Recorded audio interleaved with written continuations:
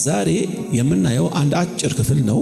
ምዕራፍ 1 እዛው ምዕራፍ 1 ቁጥር 17 ጋር ያለው ነው። እንደዚህ ይላል፣ ባየሁትም ጊዜ ይላል፣ ባየሁትም ጊዜ እንደ ሞተ ሰው ሆኜ በእግሩ ስር ወደቅኩ።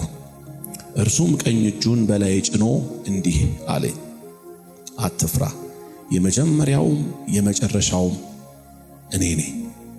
እኔ ሞቼ ነበር፣ እነሆ አሁን ከዘላለም እስከ ዘላለም ድረስ ሕያው ነኝ።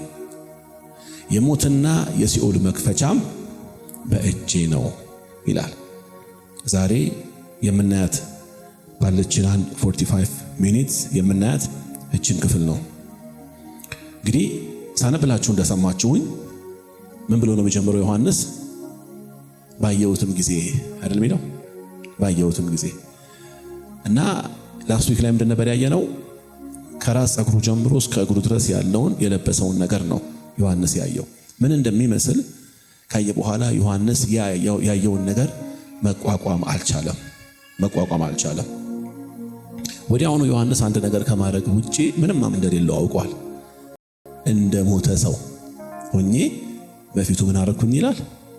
ወደቅኩኝ። ባይዘዌ ወደቅኩና እንደ ሞተ ሰው መውደቅ ይለያያል። እንደ ሞተ ሰው መውደቅ ማለት ሳትጠነቀቅ ዝም ብለህ ዘርግፍ ብለህ መውደቅ ነው።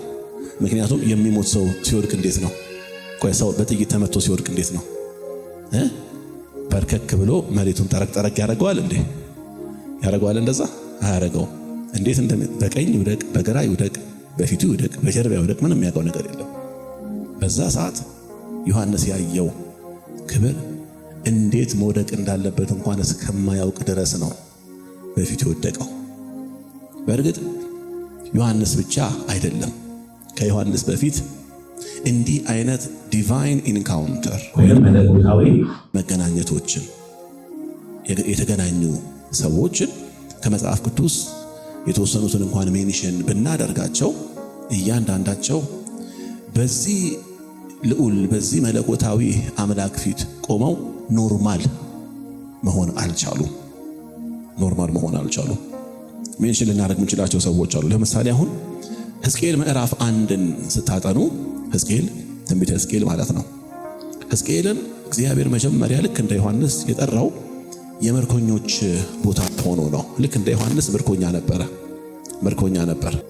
የኮቦር ወንዝ የሚባል ምርኮኞች የሚሰበሰቡበት ቦታ ላይ ነበረ ላይ ሆኖ ነው የተገለጠለት እና መጀመሪያ እግዚአብሔር ክብሩን የገለጠለት።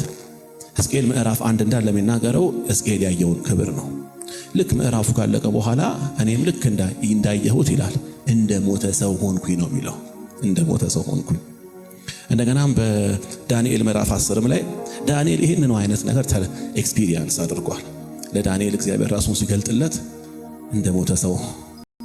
በነገራችን ላይ ክብሩን ሲመለከቱ እንደ ኖርማል ሰው አይደለም የሚወድቁት፣ እንደ ሞተ ሰው ሆኖ ነው ዱብ የሚሉት። በማቴዎስ ወንጌል ምዕራፍ 17 ላይ ኢየሱስ ክርስቶስ ማቴዎስ ዮሐንስንና ጴጥሮስን ይዞ ወደ መገለጥ ተራራ ይዟቸው ከሄደ በኋላ ድንገት ተለወጠባቸው ይላል። አንኤክስፔክትድ የሆነ ያልተጠበቀ ነገር ሆነባቸው ይላል። ፊቱ አበራ ይላል እና ልብሱ ነጭ ሆነ ይላል። ያርጭነት ነጭ መሆን ማለት ምድር ላይ ያለ የትኛውም አጣቢ ልብስን አጥቦ ሊያነጻው ከሚችለው በላይ ነጭ ሆነ፣ እንደ መብረቅም ሆነ ይላል። ከዛ ወዲያውኑ ሁሉም ተኙ ይላል አይደለ? ሶስቱ። ከዛ ነው እንደውም ኢየሱስ ነክቶ ያስነሳቸው። ወደ ሐዋርያት ሥራ ምዕራፍ 9 ጋር ደግሞ ስንመጣ ጴጥሮስ ነው ጳውሎስ ደብዳቤ ተቀብሎ ከካህናት አለቆች ቅዱሳንን እያሳደደ በነበረበት ሰዓት ላይ ድንገት የደማስቆ መንገድ ላይ ተገናኘው ኢየሱስ በታላቅ ብርሃን። እንደውም ጌታ ጳውሎስን የተገናኘበት ያ ሰዓት ማለት ከቀኑ 6 ሰዓት እኩለ ቀን ነው የሚለው። እኩለ ቀን ማለት ፀሐይ በሙሉ ኃይሏ የምትወጣበት ሰዓት ነው። ግን ይገርማቸዋል፣ ፀሐይ በሙሉ ኃይሏ በምትወጣበት በዛ ሰዓት ተገናኝቶት የጳውሎስን ግን አይን የመታው የፀሐይ ጨረር ሳይሆን የኢየሱስ መገለጥ ነው። በነገራችን ላይ ኢየሱስ ወደ ማታ እኮ ሊገለጥለት እኮ ይችል ነበር ለጳውሎስ። ግን ምንድነው በዘመኑ ሁሉ የማይረሳውን ኢንካውንተር፣ በዘመኑ ሁሉ የማይረሳውን መነካት እንዲነካው ስለፈለገ የፀሐይ የመጨረሻ ኃይል በሆነበት እኩለ ቀን ላይ ነው ፊት ለፊት የፀሐይን ብርሃን በሚያስንቅ ብርሃን የተገለጠለት ኢየሱስ። ለዚያ ነው ጳውሎስ አይቶት የማያውቀው ብርሃን ሆነበትና አንተ ማነህ ጌታ ሆይ አለ። ኪሪዮስ ጌታ ሆይ አንተ ማን ነህ አለው። ከዛም ያ ጌታ ምን አለው? እኔ የምታሳድደኝ ኢየሱስ ነኝ አለው። ወደቀ። እንደውም የጳውሎስን ለየት የሚያደርገው ነገር ከዛ በኋላ ማየት እስከማይችል ድረስ ሁሉ ያ ነገር እንደሆነበት እንመለከታለን። በኢሳይያስ ምዕራፍ 6 ላይ ሁሌ የምነግራችሁን አንድ ጥቅስ ቦታ ላይ ተደጋጋሚ ጊዜ ይሄንን ጥቅስ አንስቼዋለሁ። ንጉሥ ዖዝያን በሞተበት ዓመት እግዚአብሔርን በረጅምና ከፍ ባለ ዙፋን ላይ ተቀምጦ አየሁት ብሎ የሚናገርበት ክፍል። ንጉሥ ዖዝያን በሞተበት ዓመት የንጉሥ ዖዝያን የሞት ዓመት እሱ የሞተበት ዓመት ላይ እግዚአብሔርን በረጅምና ከፍ ባለ ዙፋን ላይ ተቀምጦ አየሁት፣ የልብሱም ዘርፍ መቅደሱን ሞልቶት ነበር ይላል። እና እዛ ጋር ያየው ነገር በራሱ ኢሳይያስ ከአእምሮ በላይ ሆነበትና ያ ሁሌ ክፍል ስታደርግላችሁ ምነግራችሁ ነገር አለ። አንድም በዚያ ሰዓት እግዚአብሔርን ሆነ አብረውት ያሉት የሚያመልኩት መላእክቶቹ አንዳቸው መጥተው ስለ ከንፈሩ መርከስ ሳይነግሩት ራሱን በራሱ ኢሳይያስ የረከስኩ ነኝ አለ። ማንም መጥቶ ሳይነግረው እኮ ነው። ለምን? በዚያ ሰዓት የነበረው የቅድስናው ግርማ በራሱ ልክ እንደ መስታወት ነበር የኢሳይያስን ማንነት ያሳየው። ግን ምንድነው ጥሩነቱ?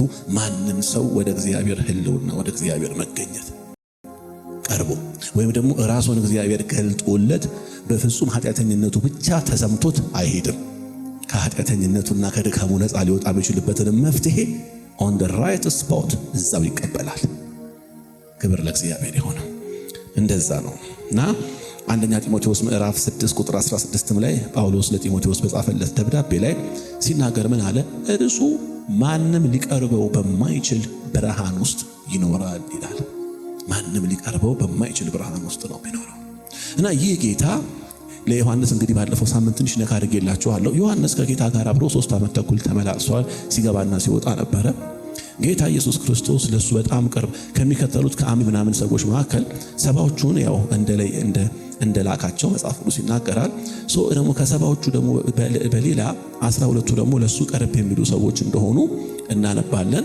ከ12ቱ ደግሞ 3ቱ ዮሐንስ፣ ጴጥሮስና ያዕቆብ ለሱ በጣም ቅርብ እንደሆኑ መጽሐፍ ይነግረናል። ከነሱ መካከል ደግሞ ዮሐንስ በጣም የሚጠጋጋው ሰው ነበረ አይደለ? ከደረቱ ለጠፍ ብሎ ጌታን የሚጠይቀው ሰው ነበር። መቼም በጣም የምታምኑትና የምትቀርቡትን ሰው አይደለ እንዲህ ደረቱ ጋር ጠጋ የምትሉት አይደለ? ሰው መቼም በጣም ክሎዝ ነኝ በጣም ቀርበዋለሁ ብሎ የሚለውን አካል ካልሆነ በስተቀር ዝም ብሎ ደረት ጋር አይጠጋም። የሰው ደረት ጋር አይጠጋም። ኢየሱስን ደረቱ ጋር ጠጋ ብሎ ዮሐንስ ኢየሱስን የሚያናግረው ለምንድን ነው ካላችሁ ካለው ቀረቤታ አንጻር ነው። ክብር ለእግዚአብሔር ይሁን። እና ለዛ ነው እንደው ሰዓሊዎችን በስዕላቸው ላይ ሲገልጡት አይታችሁ እንደሆነ አሁን ኢየሱስ the last supper የሚባል አንድ ስዕል አለ። ዳቪንቺ ምናምን ሳምባዲ የሳለው እንደውም የሆነ ሚስጥር አለው መልእክት አለው ምናምን እያሉ ይፈላስፉበታል። አሁንኛ ፍልስፍናውን እንተውና አይታችሁ እንደሆነ ኢየሱስ እና ደቀ መዛሙርቱ በተሳሉበት ስፍራ ላይ ራሱ ከመካከል ይሁዳም ይለያል፣ ዮሐንስም ይለያል። ዮሐንስም ብሎ ወደ ጌታ ጠጋ ብሎ እንደዚህ ያለ ሰው ካያችሁ እርሱ ዮሐንስ ነው። እንደው ሆኖልን እዛ ዘመን ላይ ጌታና ደቀ መዛሙርቱ የማስታወሻ ፎቶ ተነስተው ቢሆን ኖሮ እርግጠኛው የምነግራችሁ ከጌታ አጠገብ ደገፍ ያለው ሰው እርግጠኛው የምነግራችሁ ዮሐንስ ነው። ከዛ ካሜራማኑ ደግሞ ወደ ኔጋ እዩ እያለ አይኑ ደግሞ ሌላ ቦታ የሚያዩ ሰውዬ ማን ነው ካላችሁ በቃ ብላችሁታል በልባችሁ። ዮሐንስ በጣም ቅርብ ነበር ለኢየሱስ፣ በጣም ክሎዝ ማለት ቅርቡ የሆነ ግን ይገርማቸዋል። ዮሐንስ ራእይ ላይ ይህንን ራእይ ሲያይ ዮሐንስ ክርስቶስ ወደ ላይ ከተመላለሰ እና ደግሞ ያው ከ3 ዓመት ተኩል ተመላልሷል፣ አገልግሏል። ከዛ በኋላ ሞቶ ከሙታን ተነስቶ በ40ኛው ቀን ወደ አባቱ አርጓል። ይሄ ሁሉ ከተከናወነ ከ60 ዓመት በኋላ ነው ይሄ ነገር ሀፕን ያደረገው። ከ60 ዓመት በኋላ ግን ኢየሱስን ዮሐንስ ሲመለከተው ልክ እንደ ሌላ ጊዜ የማቀ ኢየሱስ ብሎ ሄዶ አልተጠመጠመበትም። ሌላ ጊዜ እንደሚያውቀው ሌላ ጊዜ እንደሚቀርበው ናፍቀኸኝ ነበር ብሎ ሄዶ አልያዘውም። ኢየሱስን ግን ምን ሆነ ይለናል። 3 ዓመት ተኩል ሙሉ ከሱ ጋር የነበረውን ኢየሱስ ሲመለከት የምድር ላይ የነበረውን ኢየሱስ ያ ከነሱ ጋር ያንን ጋርመንት ለብሶ ሲወጣና ልክ እንደነሱ ጫማው እንደነሱ ልብሱ እንደነሱ ፊቱ እንደነሱ አብዛኛው ነገሩ ልክ እንደነሱ የሆነውን ኢየሱስን ሳይሆን ያየው በዘላለም ክብር ውስጥ ያለውን ኢየሱስ በአብ ቀኝ ያለውን ኢየሱስ ነው የተመለከተው። ለዛ ነው ከመዘረር ውጪ ምንም አማራጭ የሌለው ወደኩኝ አለ። ወደኩኝ። ከዛ ምን ይላል ቀጥሎ? እንደ ሞተ ሰው ሆኜ በእግሩ ስር ወደቁ ካለ በኋላ ቀኝ እጁንም በላይ ጭኖ እንዲህ አለኝ። እንግዲህ እቺ ነች የዛሬ መልእክቴ። እሺ፣ ቀኝ እጁንም በላይ ጭኖ እንዲህ አለኝ። የመጀመሪያ ጻፉት ምን እንዳለው። የመጀመሪያ ያለው ምንድነው? አትፍራ፣ የዛሬው መልእክታችን ከዚህ ጋር በተገናኘ ነው። አትፍራ ብሎ ይለዋል። ፊር ናት፣ አትፍራ። ይህ ታውቃላችሁ፣ ያው አትፍራ የሚባል አካል የሚፈራ አካል ነው። መቼም ሰው ሳይፈራ አትፍራ አይባልም አይደለም። ብዙ ጊዜ ይህን ክፍል ስናነበው ጌታ ኢየሱስ አትፍራ ያለው ዮሐንስን በዛ ሰዓት ያየው ክብር በጣም ከብዶት፣ በቃ ካሁን ይሄ ክብር በቃ እንደው ጨፍልቆ ይገለኛል፣ ካፉ ሲወጣ ያየሁት ሰይፍ ወቅቱ ይገለኛል፣ ወይንም ልክ እንደ የጋለ ናስ የሚመስሉ እግሮቹ ረክተው ይገሉኛል ብሎ ፈርቶ ነው የሚመስለን። ግን በዛ ሰዓት ዮሐንስ የፈራው ከነዚህ ውስጥ አንዱንም አይደለም። አትፍራ ያለው ይህ ፍርሃት ጌታን ይህ ፍርሃት ኢንፋክት ያው መውደቅ በፊቱ ልክ ወደቅኩኝ ብሎ ሲል ይህ መውደቅ የአክብሮትን ምሳሌ ነው። ባይዘው የአክብሮትን ማሳያ ነው። አትፍራ ግን ያለው ይህ ፍርሃት እኔ ጋር ናችሁ።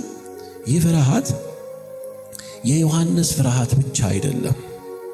አሁን በደንብ ተከታተሉ፣ ኤክስፕሌን አደርግላችኋለሁ። የዮሐንስ ፍርሃት ብቻ ሳይሆን የፍጥረት ሁሉ ፍርሃት ነው።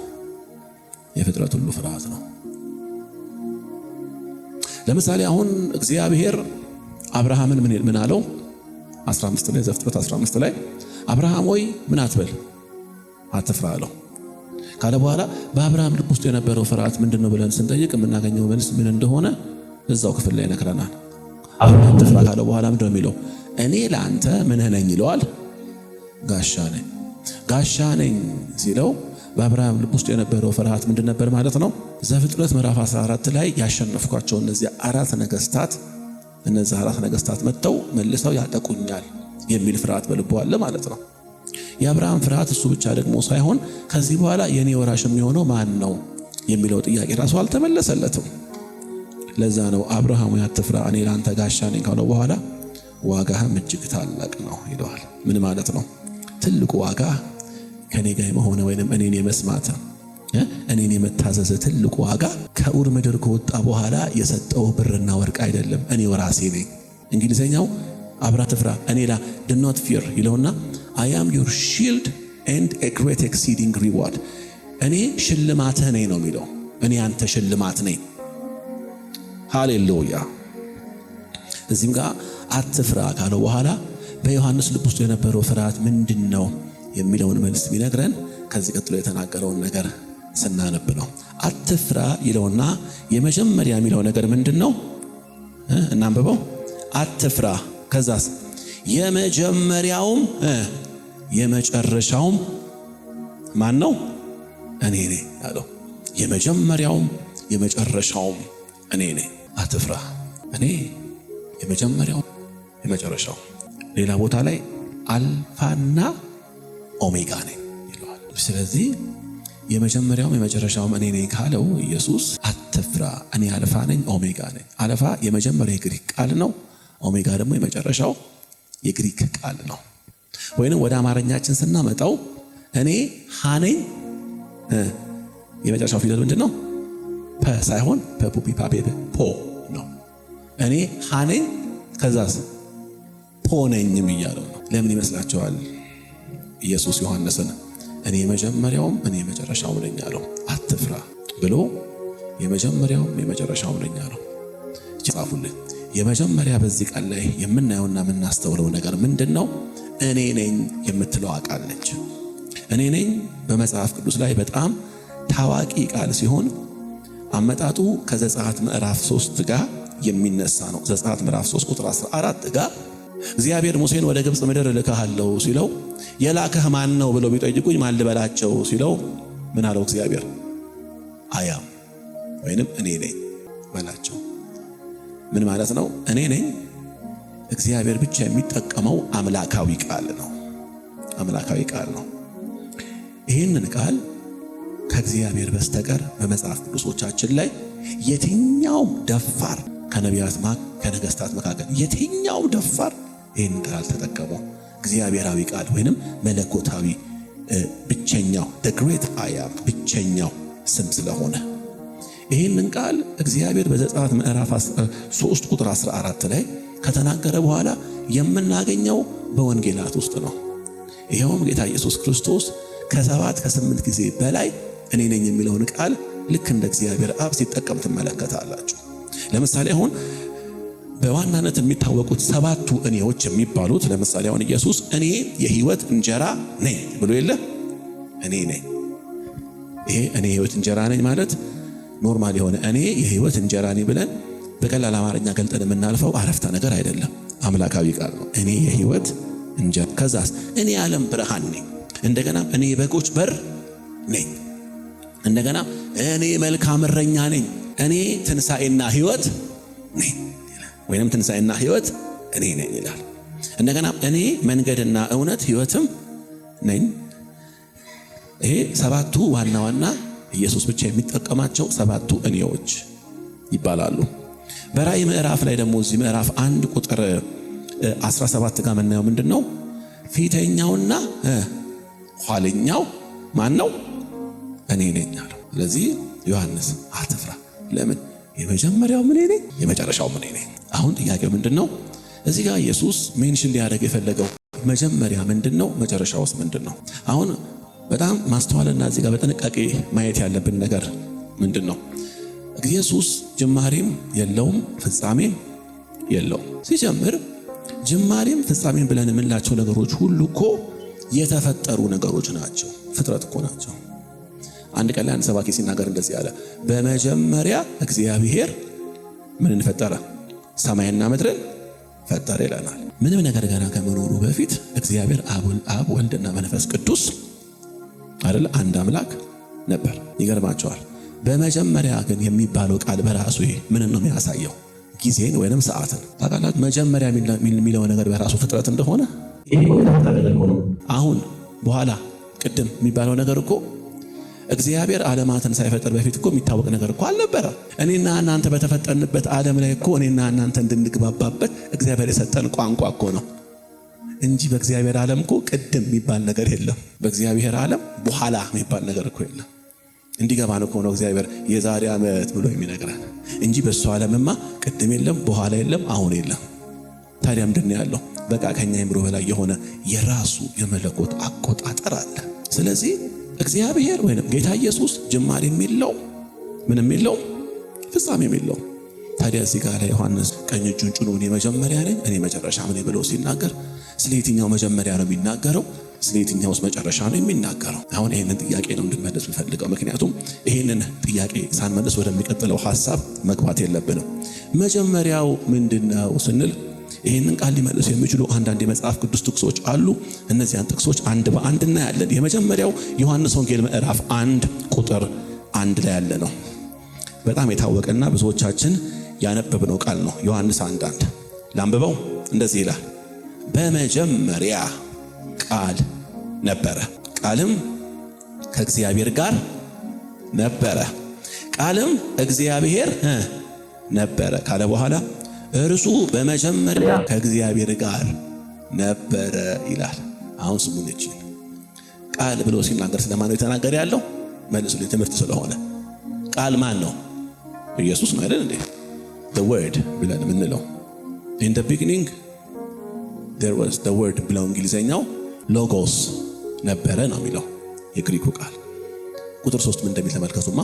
ሁሉ ነገር፣ እስቲ ሁሉ ነገር በሉ፣ ሁሉ ነገር በእርሱ ተፈጥሯል ይላል። ምን ማለት ነው? ሁሉ ነገር ብሎ ሲናገር ይሄ የምናያቸው ነገሮች በጠቅላላ ማለት ከአብ ከወልድ ከመንፈስ ቅዱስ በስተቀር ሁሉ ነገር በማን ተፈጥሯል? ክርስቶስ ኢየሱስ። ይሄ የምናየው ግዙፉ ዓለም ካለመኖር ወደ መኖር የመጣው በማን ቃል ነው? በክርስቶስ ኢየሱስ።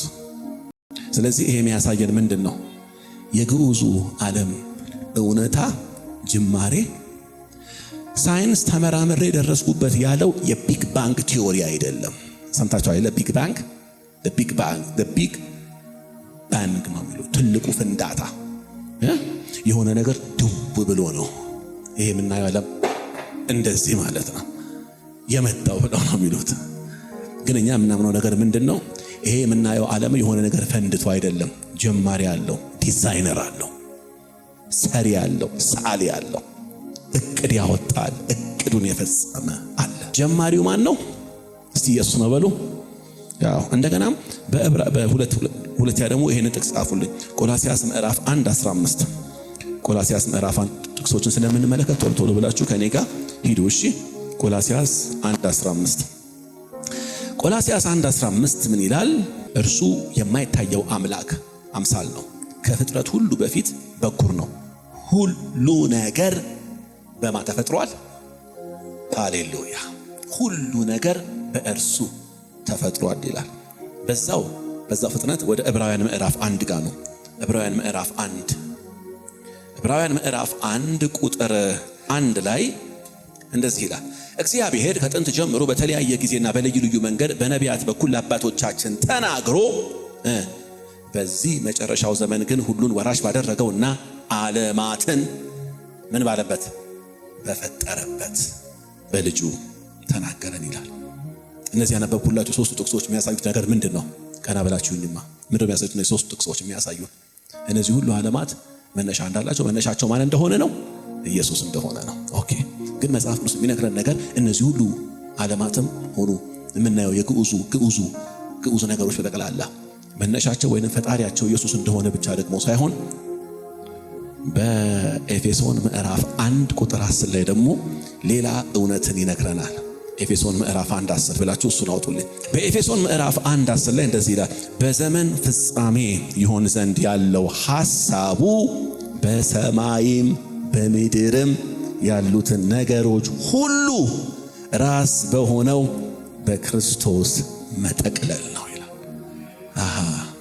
ለካስ በሰማይ እንዲህ በለው ወይንም ደግሞ በዚህ ቋንቋ ልግለጥላችሁ፣ የሥላሴ ምክር ቤት ባወጣው እቅድ መሰረት ይሄ የሚታየውን ግዑዙን ዓለም በክርስቶስ መፍጠር ብቻ ሳይሆን በዘመን ፍጻሜ ደግሞ የፈጠረውን ነገር ሁሉ ምን ማድረግ ነው? በማንም አይደለም፣ እንደገና መልሶ በክርስቶስ ኢየሱስ ምን ማድረግ ነው? ጠቅላል ነው። ይሄ የሚገኘው በኤፌሶን ምዕራፍ 1 ቁጥር 10 ላይ። ሁለተኛ እዛው ቆላስይስ ምዕራፍ 1 ቅድም ባነበብነው ቆላስይስ ምዕራፍ 1 ቁጥር 15 እስከ 16 ባለው ክፍል ላይ እንዲህ የሚል ነገር እናነባለን። ቅድም ባነበብኩላችሁ ሁሉ ነገር በእርሱ ተፈጥሯል፣ በሰማይም በምድርም ያሉ የሚታዩ የማይታዩ ዙፋናትም ወይንም ኃይላት ገዢዎችም ቢሆን ወይንም ባለስልጣናት ሁሉም ነገር በእርሱና ለእርሱ ለማስ መልሱልኝ ወገኖቼ ሆይ ለማ ተፈጥሯል? ለእርሱ ተፈጥሯል። በእርሱ ብቻ ሳይሆን ለእርሱ። በጣም እናቀው ብዙ ጊዜ እንደውም ከግድግዳዎቻችን ላይ የማይጠፋ አንድ ጥቅስ አለ። በተለይ ሳሎን ነው የምንለጥፈው አይደለ? ሮሜ ምዕራፍ 11 ቁጥር 33 ላይ ሁሉ ነገር ከእርሱ ከዛሳ በእርሱ ለእርሱ ክብር ሁሉ ለእግዚአብሔር ይሁን። ይገርማችኋል። እግዚአብሔር ይሄ እቅዱን ሲያወጣ የእቅዱ ፕላን ወይም ደግሞ ይሄ ኦሪጂናል ብሉፕሪንቱ ይሄ ነው። የመጀመሪያ የነገርኳችሁ ሶስቱ ጥቅሶች የሚያሳዩን ነገር ምንድነው? የነዚህ ሁሉ ፈጣሪና የነዚህ ሁሉ ካለመኖር ወደ መኖር አምጪ ራሱ ኢየሱስ ሲሆን፣ ነገር ግን አምጪው ብቻ ደግሞ ሳይሆን ጠቅላዩ ማን ነው? ኢየሱስ ነው። ታዲያ ዮሐንስ ራእይ ምዕራፍ 1 ላይ መጀመሪያውም እኔ ነኝ መጨረሻውም እኔ ነኝ ብሎ ሲናገር ምን እያለ ነው ያለው? እነዚህ የምታያቸው ነገሮች በጠቅላላ አንተ ባልነበርክበት ዘመን ላይ የተከናወኑና የሆኑ ነገሮች ከዘፍጥረት ምዕራፍ 1 ጀምሮ ከጅማሬ ጀምሮ ገና ከዚህ በኋላ ሊሆን ያለውን ነገር በጠቅላላ ጀማሪው እኔ ነኝ ጠቅላዩም እኔ ነኝ እያለው ነው። ታዲያ ለምንድን ነው ይህንን ነገር ሲናገር ኢየሱስ ለዮሐንስ አትፍራ ያለው ካላችሁ፣ ዛሬ በደንብ ወደዚህ መጥቼ ቀጥታ ከእናንተ ሕይወት ጋር እያገናኘው የምነግራችሁና የምናየው ነገር ይኖራል። አትፍራ ይለዋል። ለምንድን ነው አትፍራ? እኔ ጀማሪ ነኝ፣ እኔ ፈጻሚ ነኝ ብሎ ይህንን ሐሳብ አስረግጦ የነገረው ካልን ይውላችሁ። እኔም በግል ይህንን ክፍል እያጠናው በነበረበት ሰዓት ላይ ለምንድን ነው ጌታ ኢየሱስ ዮሐንስን አትፍራ ያለው የሚለውን ጥያቄ በጣም ብዙ ጊዜ ያሰላስልበት ነበረ። ግን ለምንድን ነው ያለው ልንገራችሁ። ዮሐንስ ከዚህ ባሉት የመጽሐፉ መልእክቶች ላይ ከኔ ጋር ናችሁ? የመጽሐፉ መልእክቶች ላይ የሚያያቸውና የሚመለከታቸው ራእዮች ከዚህ በኋላ በዓለም ላይ ሊሆኑ ያሉ ነገሮች ናቸው። በደንብ ስሙ እሺ። ከዚህ በኋላ በዓለም ላይ ሊሆኑ ያሉትን ነገሮች ሲመለከት ዮሐንስ አንዳንዱ ነገር ከአእምሮ በላይ ይሆንበታል። ምክንያቱም በሚቀጥሉት ወራት የምናያቸው አንዳንድ ክፍሎች፣ ምዕራፎች አሉ። ከባድ የሆኑ መቅሰፍቶች፣ ከባድ የሆኑ ቁጣዎች በምድር ላይ ይወርዳሉና ይህንን ነገር ሲመለከት ዮሐንስ እንደው አሁን ያለንበት ዓለም እጣ ፋንታ ምንድነው ብሎ ግራ እንዳይጋባ ነው እንግዲህ ኢየሱስ ምን ያለው። ዮሐንስ ጀማሪው ብቻ ሳልሆን ምንድነው ፈጻሚው ነኝ። ምን ማለት ነው? የግዑዙ ዓለም ታሪክ ሲጀመር እኔ ነኝ የጀመርኩት። ከዛስ በታሪኩ ሂደት ውስጥ አብሬ የመጣው ታሪኩ የምድር ታሪክ አቅጣጫውን ስቶ ወዳልሆነ ገደል እንዳይገባ የምቆጣጠረው እኔ ነኝ። ስለዚህ አትፍራ። ይሄ ፍርሃት የዮሐንስ ብቻ ሳይሆን ዛሬ ቁጥራቸው ቀላል የማይባሉ በተለይ በጣም የብዙ ሀያላን ሀገራት ፍርሃት ነው። እንዴት ካላችሁኝ እነግራቸዋለሁ። በጣም ብዙ ሀያላን ሀገራት በእርግጥ ይህ አይነት ፍርሃት ወደኛ አካባቢ ብዙ የለም። ወደ ሶስተኛ ዓለም ሀገር ወደሚባለው ወደ አፍሪካ እና በተለይ ወደ ኢትዮጵያ ብዙ ይሄ ነገር አያሰጋ ነው። ለምን ካላችሁ እንደው የሚመጣው የዓለም እጣ ፋንታ ምንድነው ብለን መቼም ከኛ ማከል የሚሰጋ ሰው አለ እንዴ? አንፈራ። ለምን? አረ በጣም ብዙ ምን ሰጋቸው ከበቂ በላይ የሆኑ ስጋቶች አሉ። እዚህ ሶስተኛው ዓለም ላይ የምንገኝ ሰዎች በኑሯችን በቤት በብዙ አቅጣጫ በጣም ብዙ ያልተመለሱ ጥያቄዎች ስላሉን አልፈን ስለ ዓለም ወይንም ስለምንኖርባት ዓለም የነገ ዕጣ ፋንታ የምንሰጋበትም ጊዜ የለንም። ልክ ነው አይደለም? ግን ይገርማቸዋል እነዚህ የምዕራቡ ዓለም ሀገራት እንደዚህ ስታያቸው በቃ እንዲህ እንዳማረባቸው ዝም ብለው እየወጡና እየገቡ እየኖሩ አይመስሏችሁ። በተለይ ደግሞ ሳይንስ ቀመስ የሆኑ ሰዎች የሆነ ቀን ላይ ኮንዶም ሰምቻለሁ የሆኑ ሳይንቲስቶች ከፍተኛ የሆነ ውስጥ ገብተው ነበር። ምክንያቱም ምንነቱ ያልታወቀ የሆነ ሜትሮን ነው የሚሉት ተወርዋሪ ኮከብ ወደ ምድር እየመጣ ነውና የምድርን 2 እጥፍ ይበልጣል እና ቀጥታ መጥቶ የሚላተመው ከምድር ጋር ነው ብለው ተጨንቀውልሃል። ኧረ እየመጣ ነው አሉ። በምን እናፈርሰው? በምን እንከላከል አሉ። እንግዲህ ከምድር 2 እጥፍ የሚበልጥ ከሆነ በምን ታፈርሰዋለህ? መጥቶ ሲወድቅብህ ዝም ብለህ ከማየት በስተቀር ይጨነቃሉ ነው የምልህ። ይጨነቃሉ። ለምን? እነሱ ስለ ነገ ያላቸው ዕውቀት እኔና እናንተ እዚህ ቁጭ ብለን የምንማረው እውነት ያማከል አይደለም። እነሱ ነገ ምድር በምን እንደምትጠፋ ያውቁም። እኔና እናንተ ግን እናውቃለን። ለምን? ጀማሪውንም እናውቀዋለን፣ ፈጻሚውንም እናውቀዋለን። አያም አላ ኤንድ ኦሜጋ። የኔና የናንተ የዚህ ታናሽ ማህበር ጌታ ታውቃላችሁ። ጀማሪውም ነው ፈጻሚውም ነው። እና ብዙ ሰው ግን በጣም እንደውም ምን አለ መሰላችሁ አንዳንድ ሰው በጌታ ሆኖ ራሱ ማለት ነው በጌታ ሆኖ ራሱ የእግዚአብሔር ቃል ስለ ዘመን ፍጻሜ የሚናገረውን ነገር በጥንቃቄ ካለማወቅ ካለመማርና በተለይ ካለማስተዋል የተነሳ የዓለማውያን ሰዎች የሚያስጨንቃቸው ነገር እሱን ሲያስጨንቀው ትመለከታላችሁ። እንደው አንድ ሁለቱን ብቻ ሜንሽን ላድርግላችሁማ። እንደው እዚህ ያለን ሰዎች በተቀላላ የሆነ ጊዜ ላይ በጣም ሲያስጨንቀን የነበረው ነገር ልንገራችሁ። መቼም ከዛሬ 3 ዓመት በፊት ኢትዮጵያ ላይ ስለሆነው ዓለም ላይ ስለሆነው ነገር ሁላችሁም የዓይን ምስክር ናችሁ ብዬ አስባለሁ። ኮቪድ ትዝ ይላችኋል። ኮቪድ በየቀኑ ይሄን ያህል ሰው ሞተ። እንደውም በኢትዮጵያ ውስጥ 30 ምናምን ሰው ነበር ሞተ ይባል የነበረው አይደለ? የነበረው ስጋት ትዝ ይላችኋል። ምክንያቱም የዓለም መንግስታት በተቀላላ ነገሩ ከነሱ አቅም በላይ ሆኖባቸው ግራ ገብቷቸው እርስ በርሳቸው ዝም ብለው ሲተያዩ ነበረ። ትዝ አላችሁ? እንደውም ቆይ ላስታውሳችሁ። ሮም ውስጥ በዛን ጊዜ ሮም ውስጥ እኔ ያየሁትን ነገር ልንገራችሁ። መንገዱ የእንግሊዝ የአውሮፓ ዩሮ እንዳለ ገንዘቡ ተበትኗል መንገድ ላይ ማለት ምን ልበላችሁ፣ ልክ እንደ ጥምቀት ሲሆን እንደሚደረገው ቄጤማ ተጎዝጉዟል።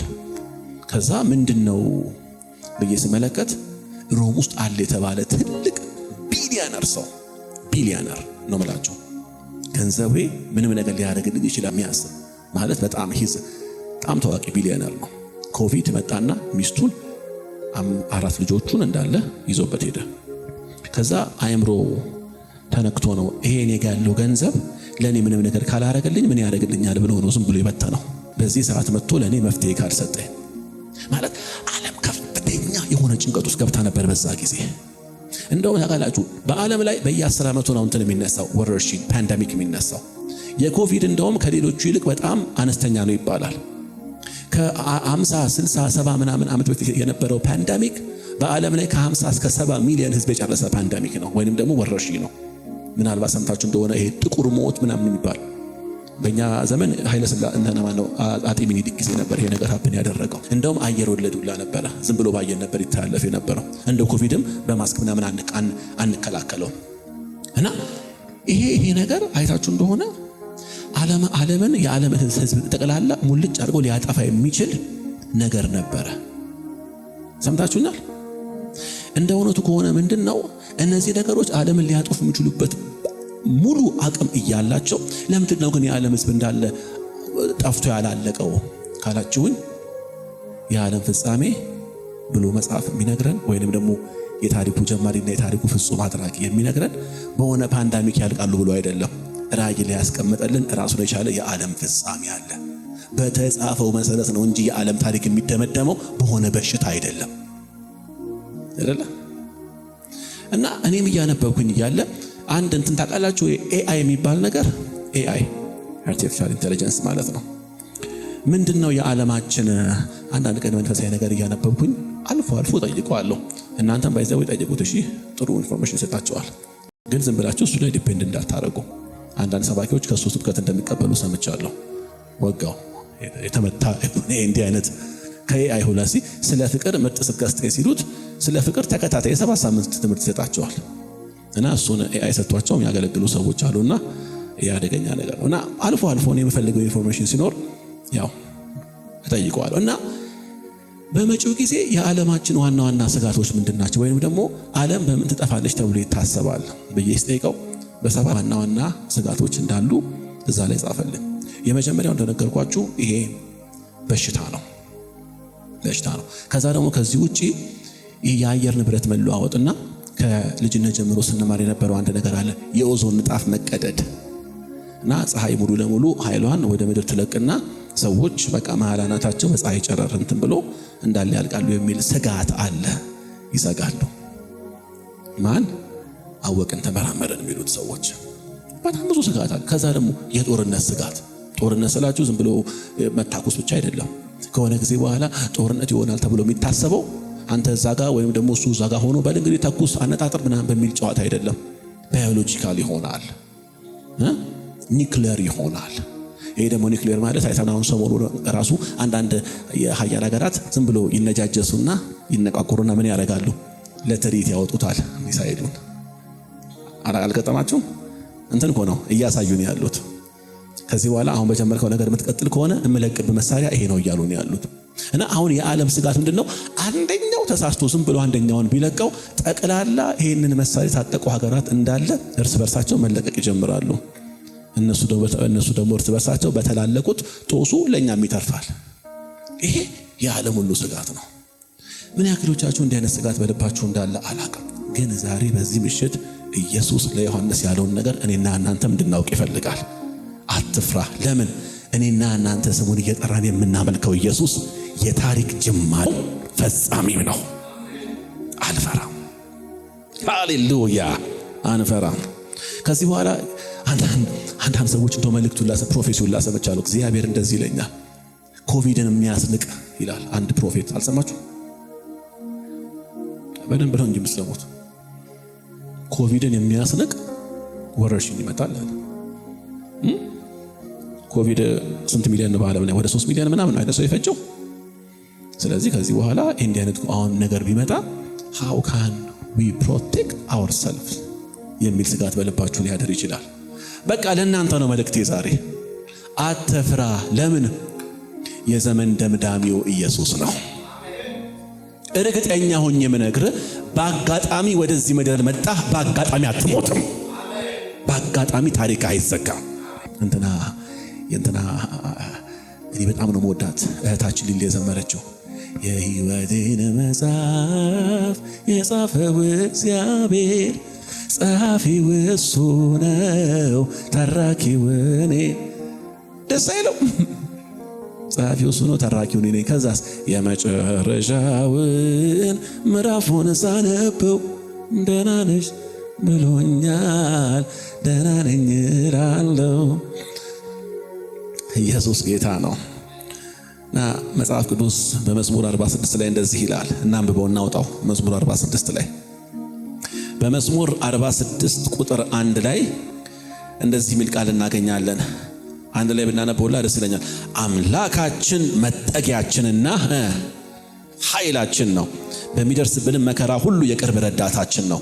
ስለዚህ ምድር ብትነዋወጥ እንኳን ተራሮችን ወደ ባህር ጥልቅ ቢሰጥሙ ምን አንልም?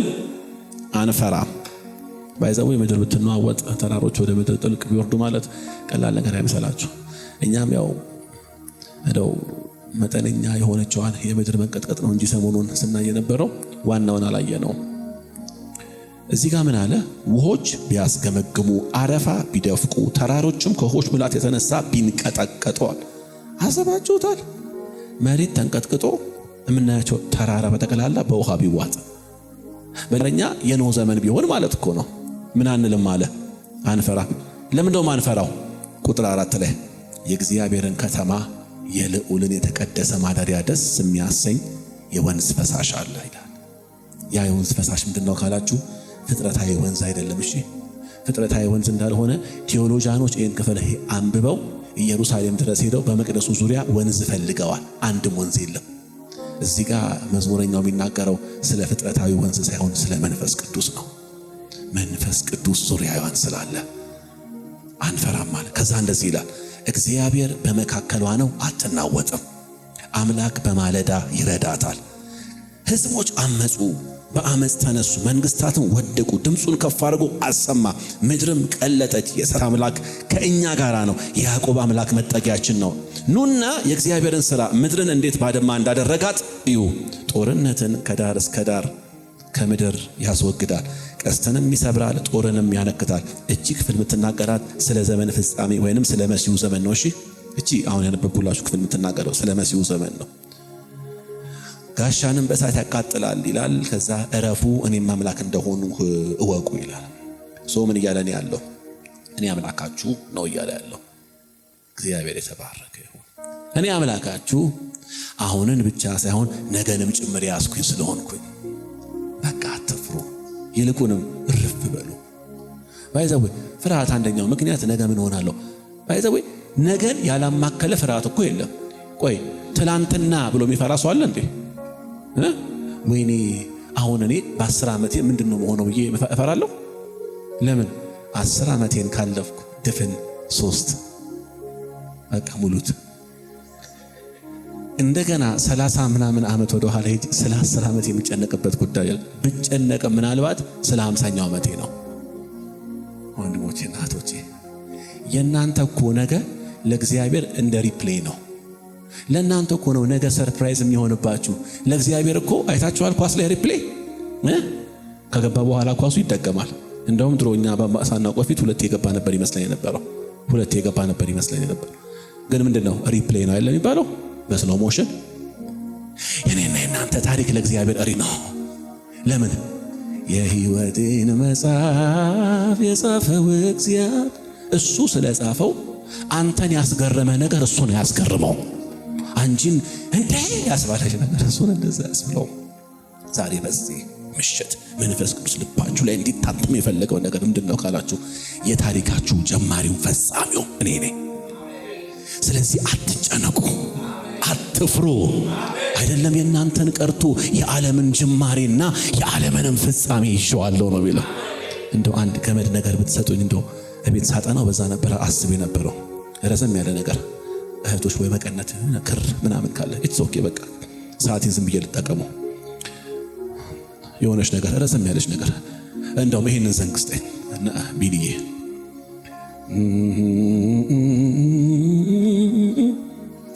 ክብር ለእግዚአብሔር ይሁን። ይሄን አያችሁት? ይሄ ነገር ጅማሬ ያለው፣ ይሄ ነገር ፍጻሜ ያለው አይደለ? የዓለም ጅማሬ እዚህ ጋር ነው ብለን ብንል፣ የዓለም ፍጻሜው እዚህ ጋር ነው ብለን ብንል፣ እኔና እናንተ ያለ ነው እዚህ ጋር። አሁን እናንተ ማታወት እኔ ማየት የሆነች ነጥብ አለች። እሷ ጋር ሆነን ነው አገር ይያዝ ምንለው። እሷ ጋር ሆነን ነው ኢትዮጵያ የኔ ናት አዲስ አበባ ምናምን ምንለው? ለምን? ከዛ ፊትም ከዛ በኋላ በጣም ብዙ ትውልድ ሄዷል መጥቷል። እንደገናም እንደዛ ይሆናል፣ ይደገማል። እና እግዚአብሔር የዓለምን ታሪክ ልክ እንደዚህ በእጁ እንደያዘው ሁሉ የእናንተንም ጅማሬና ፍጻሜ ልክ እንደዛ ይዞታል።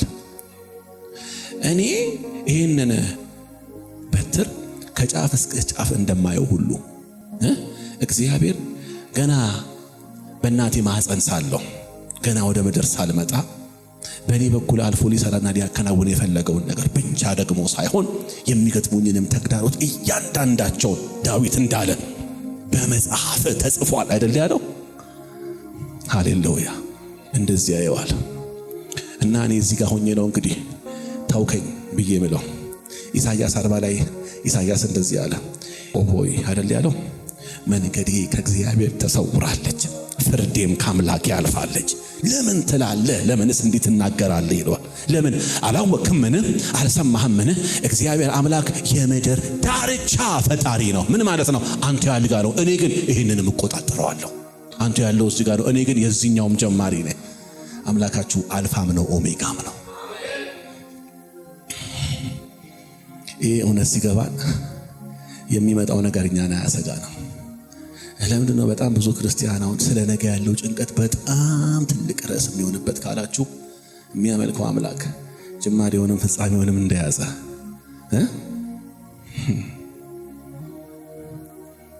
ቅድም እንዳልኳችሁ ዓለም ልጠፋ የምትችልበት በርካታ ገጠመኞች ነበሩ።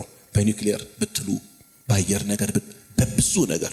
ግን ለምንድን ነው እግዚአብሔር ሊያጠፋ የመጣውን አጥፊውን አታጠፋም ብሎ የዓለምን የተጣመመ የነበረውን የታሪክ አካሄድ እንደገና ያቃን ነው እንስላቸዋል? ነገር ሁሉ በእርሱ እጅ እንጂ በጦረኞች እጅ፣ ኒውክሌርን በያዙ ሀያል ሀገራት እጅ እንዳልሆነ እንዲታወቅ። እስቲ እንዲበሉ ከኔ ጋር አምላኬ በሉ። ጅማሬንም ይዞታል፣ ፍጻሜውንም ይዞታል። ይሄ እውነት ያላሳረፈ ምንም አይነት ተስፋ በሰጠህ ብራዘር አያሳረፈ። አጋላችሁ ብዙ ጊዜ ብዙዎቻችን የምናርፈው ርፍ የምንለው ሁሌ እንደምላችሁ እዚች ጋር ነውና ባለንበት ሁኔታ ባለንበት ኢንቫይሮንመንት ወይንም ደግሞ በስላለንበት ትንሽ ልባችንን ሞቅ ሊያደርግ የሚችል አንዳንድ ስኬቶችን በህይወታችን ማየት እንጀምራለን። ኪሳችን ሲሞላ፣ አካውንታችን ሲሞላ በቃ ከዚህ በኋላ ያለው እድሜ በጠቅላላ በቃ የፌሽታ የስምና የጤና እንደሆነ አድርገን እናስባለን። እዚህ ጋር ያለው አንተነትህ የሚተመነው እዚህ ጋር ባለው አካውንት ልክ አይደለም። ይሄንንም በያዘው አምላክህ ነው። ለዛ ነው ትላንትናን እንደያዘ ነገንም ስለሚይዝ አሁን ላይ ባለ ነገር ሳይሆን ያለህን ነገር በሰጠህ በእግዚአብሔር ላይ ታመን። የኔና የናንተ አምላክ እኮ አልፋና ኦሜጋ ነው። ጀማሪውን ፈጻሚውም እኮ እሱ ነው። እንደውም ቴዎሎጂያን ሲናገሩ እንደዚህ ይላሉ። ለዮሐንስ ይህን መልእክት የነገረው በዛ ዘመን ላይ የነበሩ ቅዱሳን በጣም ከፍተኛ የሆነ ክርስቲያናዊ መከራ ውስጥ ነበሩ። ብዙዎቹ ሰፈር እያደረጉ ነበር። ኢቭን ዶሚቲያን የሚባል አንድ ንጉስ ነው ዮሐንስን ወደ ፍጽሞ ደሴት የወረወረው። በጣም ጨካኝ ንጉስ ነው። እዛ ዘመን ላይ የነበሩ ቅዱሳን ነገን ሲያስቡ ምንም ተስፋ እንደሌለ እንዲያስቡ ተደርጎ ነው በጣም መከራ ይደርስባቸው የነበረው። ግን አትፍራ፣ እኔ ጀማሪውም እኔ ፈጻሚው ነኝ ብሎ ሲናገር ዮሐንስ ሄደህ እንዲበላቸው እያለ ነው ያለው። የቱንም ያክል በጨካኛ ወሬ ብትከበቡ ያ ነገር እንኳን እንደዛ እንዲሆን የፈቀድኩት የታሪክ ተቆጣጣሪ የሆንኩት እኔ ነኝ። ኢየሱስ በሕይወትሽ ምንም ነገር ሳያውቅና እሱ ሳይፈቅድ ምንም ነገር እኮ አይሆንም። ምንም ነገር እኮ አይሆንም ወገኖቼ ሆይ። አምላካችን ጀማሪ ነው፣ ደግሞ ፈጻሚ ነው። አትፍራ ያለው ለዛ ነው። እስቲ አልፈራም በሉ። አትፍራ፣ የመጀመሪያውም የመጨረሻውም እኔ ነኝ ይለዋል። እንግዲህ ሰዓት ያልቋል። 2 ደቂቃ ብቻ ነው ያለኝ። በ2 ደቂቃ ውስጥ እቺ ነግሬያችሁ እጨርሳለሁ። እንግዲህ የዛሬው መልእክት ዋናው ይሄ ነው። አትፍራ፣ አልፋ ነኝ ኦሜጋ ነኝ የሚለው እኔ መጀመሪያ ነኝ፣ እኔ ምንም ነኝ፣ መጨረሻ ነኝ ካለ በኋላ ቀጥሎ ምን ይለዋል? ሞቼ ነበር። ባይዘዌ ሰው የሚለው ሞትኩ ነው ወይንስ ሞቼ ነበር? እሺ እንዲህ ልበላችሁ፣ እንደው ለጥቂት ልሞት ነበር ነው የሚባለው ወይንስ ሞቼ ነበር ነው የሚባለው? ለመጀመሪያ ይሄንን ቃል ተጠቀመው ኢየሱስ ነው። ለምን? በእርግጥም ሞቶ ነበር። ግን ተነሳው ብቻ አይደለም ያለው። ተነሳው ብቻ ሳይሆን ያለው ከዘላለም እስከ ለዘላለም ምንድነኝ? ሕያው ነኝ አለ። ምን ማለት ነው? በሕይወት ሁሉ ላይ ስልጣን አለኝ፣ አትፍራ። ይህ ብቻ አይደለም፣ የሞትን እና የሲኦልን ይላል ቀጥሎ ቁልፍ በእጄ ነው ያለው ይላል። አይገርማችሁም? ይሄ ኢየሱስ ያልገረመን ምንድን ነው የሚገርመን? የሞትና የሲኦል ደጅ፣ የሞትና የሲኦል ቁልፍ በምን ነው አለ? በእጄ ነው። የመጨረሻው የሰው ልጅ ፍርሃት ምንድን ነው ካላችሁን፣ እሞታለሁ የሚል ነው። ከሞት በኋላ ፍርሃት አለ እንዴ? ሰው የሚፈራው ነገር? ሰይጣንም እኮ የመጨረሻ አንተን እኮ ጃስ የሚልበት እኮ መሳሪያው ምንድን ነው? አንደኛ ቆሮንቶስ 15 ላይ እንደሚነግረን ሞት እኮ ነው። ሄዶ እኮ የመጨረሻ እኮ አረጋሃለሁ የሚል እገልሃለሁ አይደል? ግን መጽሐፍ ቅዱስ ሲናገር ምን ይላል? ሞት ሆይ ሞጊያ የታል? ሲኦል ሆይ ድል መንሳትህ የታል ይላል። እንደዚህ ያለው መቼ ነው? ኢየሱስ ሞትን ድል አድርጎ ሲነሳ። ታዲያ ለዮሐንስ ምን አለው? የመጨረሻው በሰው ልጅ ላይ አቅምና ስልጣን የነበረውን ሞት የሚባለውን ጠላታችሁን ምን አድርጌዋለሁ? ቁልፉን ተቀብየዋለሁ። ስለዚህ እዚህ ያለን ሰዎች ሞት አያስፈራንም። እግዚአብሔር ይህንን እውነት ያብራልን። ለምን መሰላችሁ? ከምሰብከው ከኔ ጀምሮ አሁንም ድረስ ሞት እንፈራለን። ለዛ ነው የሞት መንፈስ ይወጋ ብዬ ስል በጣም አሜን እንለው። እኔም ኮኔ ባይዘው እውነታው ግን ልክ እንደ ጳውሎስ ሲገባን ፊልጵስዩስ ምዕራፍ 1 ላይ እንደተናገረ ለኔ ሕይወት ክርስቶስ ነው፣ ሞትም እኔ ነው አለ። አሁን እንዲህ ያለውን ሰውዬ ሰይጣን መጥቶ በምንድን ነው የሚያስፈራራው? ጳውሎስን እገልሃለሁ ቢለው ምን ይለዋል ጳውሎስ? ለጳውሎስ ጆሮ ይሄ ቃል ምን ብሎ ነው የሚደርሰው? ይኸው ትርፋማ ነው ማረገ እንደማለት እኮ ነው። አትረፈርፈሃለሁ እንደማለት እኮ። ለኛ ሕይወት ክርስቶስ ከሆነልን ሞት ማስፈራሪያችን ሳይሆን ትርፋችን ነው የሚሆነው። ኢየሱስ የሞትን ቁልፍ ይዣለሁ ማለት ሞት አያስፈራራችሁም። ለምን? በሚታየውም በአካላዊ ሞትም ላይ በመንፈሳዊ ሞትም ላይ ምን ብያለሁ? ስልጣኑን ተቀብያለሁ። ኢየሱስ የሞትን ብቻ ደግሞ ሳይሆን የሲኦልንም ቁልፍ ተቀብሏል። አይታችሁኛል? ቁልፍ ቀላል ነገር አይምሰላችሁ። ቁልፍ የስልጣንና በነገሩ ላይ ያልተገደበ አቅም እንዳለ ማሳያ ነገር ነው። ቁልፍ አለኝ ብለህ ስትናገር አቅም አለ ስልጣን አለኝ እያልክን ያለው ብዙዎቻችን ወይ እኔና እናንተ የፈለገ አይነት ሰው ብንሆን የቤታችን ቁልፍ ነው እንጂ ቢኖረን የሲኦልና የሞት ቁልፍ የለንም። እንደው በጣም አንዳንዶቹ ታዋቂና እንደው በጣም የከበሩ ባለስልጣን ትልልቅ ሰዎች ሲሆኑ የከተማ ቁልፍ ይሰጣቸዋል። የከተማ ቁልፍ እንግዲህ ምን እንደሚከፍቱበት አላውቅም። ከተማ ለምን ለመክፈት እንደሆነ አላውቅም። ኢየሱሳችን የሲኦልና የሞትን ሲኦል ብሎ ሲናገር ብዙዎቻችን የምናስበው ኃጢአተኞች እየተሰቃዩበት ያለ ጊዜያዊ የቅጣት ስፍራ ነው አይደለ? ብቻ አይደለም። ኢየሱስ ከመሞትና ከመነሳቱ በፊት ይህ ስፍራ ማለት ሁለት ቻምበር ወይንም ሁለት ክፍል ነበረው። ይሄው ምንድነው? ከዘፍጥረት ምዕራፍ 1 ጀምሮ በእግዚአብሔር የሚያምኑ ግን የሞቱ ሰዎች የሚያርፉበት ስፍራ እና አብርሃም ማለት ነው። ከዛስ እዚህ ጋር ደግሞ የማያምኑ ሰዎች የሚሰቃዩበት ስፍራ ነው። ኢየሱስ በሞተ ጊዜ መጽሐፍ ሲናገር ምን ይላል?